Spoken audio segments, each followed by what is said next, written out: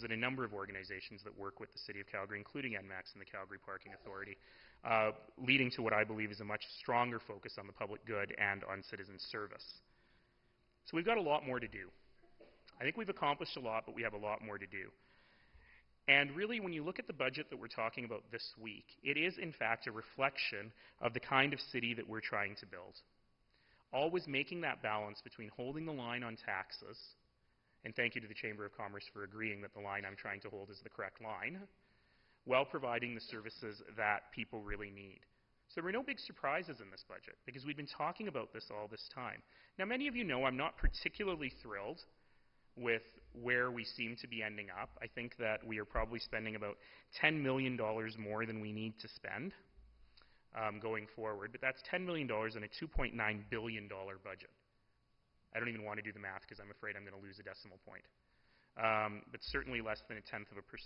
And so in that way, this process has been extremely successful. And truth be told, I'm pretty pleased with where we are. I think that city administration gave us precisely what we asked for, a budget that held the line on taxes and maintained the services people value. But I also believe that this budget is an important first step in a new direction. And it's a new direction of constantly searching for better ways to serve the public, about how we make organizations work better. And those of you who work in large organizations know that there are endless volumes, and smart business professors like me make a lot of money, oh, I never did, talking to businesses about how to do this stuff. But I believe that if we pour more money into the situation, whether it's police or fire, all those things that we really value, or clean water, that that's not the best way of ensuring that we are creating the best possible system.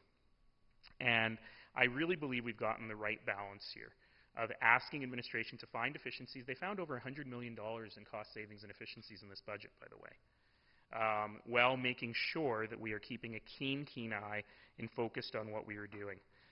I also want to talk just a minute about tone. Something interesting happened last week, which is, frankly, we had a bunch of very bored reporters following a lot of budget debates. And we saw a bunch of newspaper stories where people were like trying to figure out my psychological state of mind, or which counselors get along with which other counselors. And you know, every week I have City Hall School. I have grade 6 students come in and spend 20 minutes with me and talk to me about the city. And I tell you, not one of them has ever asked me, "Are you friends with that redheaded lady?" And so I learn a lot from City Hall School about that. But what I think is important about this is that the tone of this council is very, very, very different than what it was before. One of the reasons that I ran for council was because I thought that our council was not serving Calgarians well, because the tone was so acrimonious. They wouldn't talk to each other. People would decide how they were voting on an issue based on who was moving that issue. And I didn't think that was serving people very well at all. And I think that we've seen a huge change. Sure, we get a little tense sometimes, we get a little snippy sometimes, but we all absolutely continue to have the ability to work together and work, more importantly, for the best of all Calgarians. And we're going to do a lot of good things. Council's fiscal plan for Calgary sets out 6 priorities for the city, and we're going to continue to deliver on those, from building healthy, safe, and vibrant communities to funding the right projects to keep people moving, most important, to ensuring that Calgary remains the best place in Canada to start and grow a business by reducing red tape and investing in the things that businesses value, and continuing to transform government to make it work even better.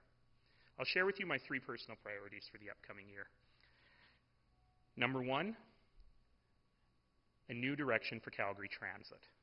It's time for us to develop a better overall capital and operating plan for transit, understanding what an important investment in the community transit is. Number 2, remaking the process of planning, development, and approvals and licensing in order to streamline the process, make it more bureaucratic, and make it easier for people to succeed, make it easier for people to build good stuff and start new businesses. And number 3, and I hope someone asked her about it on Friday while I was stuck in council debates, our new premier gets cities. And our new premier gets this city. So I am looking forward very much to working with Premier Redford and Minister Griffiths to develop a new deal for cities, to figure out a way that we can better fund the services that people need every single day, and that we have more power in order to deliver those services that people need every single day.